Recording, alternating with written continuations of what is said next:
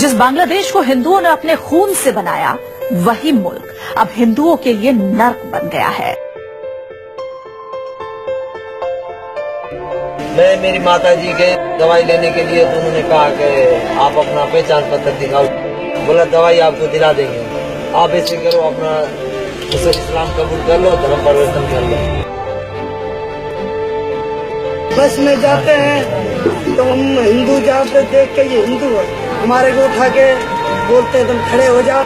शहर में जाते तो संदूर लगाते हैं तो संदूर बोलते हैं ये हिंदू है, छेड़छाड़ करते हैं। तो क्या अगर डर से कोई लगाता भी नहीं, क्या करें।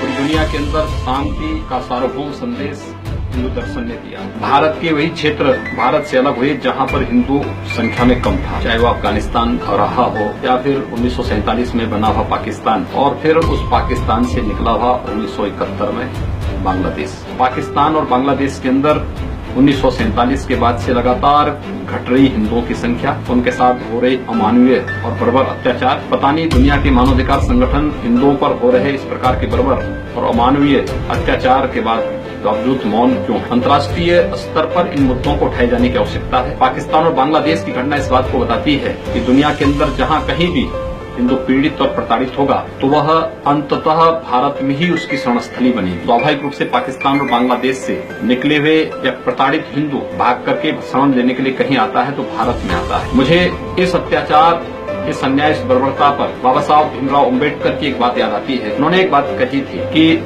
या तो विभाजन नहीं होना चाहिए, और अगर भारत का विभाजन करना है तो फिर धर्म के आधार पर जनसंख्या का भी स्थानांतरण होना चाहिए, और उसके उन्होंने कई उदाहरण दिए। अगर उस बात को हम लोगों ने स्वीकार किया होता तो संभवतः इस प्रकार की त्रासदी से पाकिस्तान और बांग्लादेश का हिंदू बच गया होता। और इसीलिए मुझे लगता है कि पाकिस्तान और बांग्लादेश में जो हिंदू आज बचा है, अधिकतर वह हिंदू है जिसे हम दलित कहते हैं। विपरीत परिस्थितियों में भी वहाँ पर धर्म और संस्कृति की रक्षा कर रहा है, लेकिन सरकार का कोई संरक्षण नहीं। वहाँ पर कट्टरपंथी इस्लामी संगठनों के द्वारा जिस प्रकार के अमानवीय अत्याचार उनके साथ होते हैं, पूरी मानवता को खपा देते हैं। मुझे लगता है कि इसके खिलाफ आवाज उठनी चाहिए और इस बर्बर चेहरे को दुनिया के सामने प्रस्तुत करने की आवश्यकता है।